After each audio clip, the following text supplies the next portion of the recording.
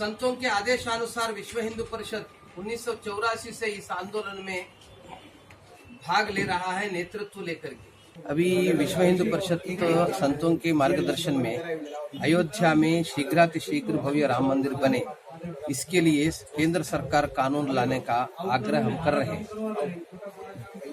पूरे देश भर में सभी संसदीय क्षेत्र में जनसभाओं के माध्यम से जनभावनाएं अपने साथ है, इसको हम प्रदर्शित करेंगे और सांसदों से आग्रह करेंगे जब केंद्र कानून लाएगा सभी दल के सांसद इसका समर्थन करें।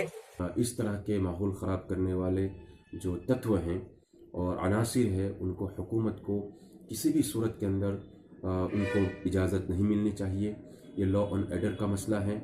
यहाँ के अहमदाबाद और गुजरात की पुलिस को किसी भी सूरत के अंदर इस तरह की जाहिर सभाएं जिसके अंदर खुल्ला माइनॉरिटीज़ और अक़लियत को गाली दी जाती हो, उनको धमकियाँ दी जाती हो, उनको आवाम के अंदर और बीच के अंदर और रोडों के ऊपर जो है जनसभाएं करने की और रैलियाँ कराने की जो है बिल्कुल उनको परमिशन नहीं देनी चाहिए।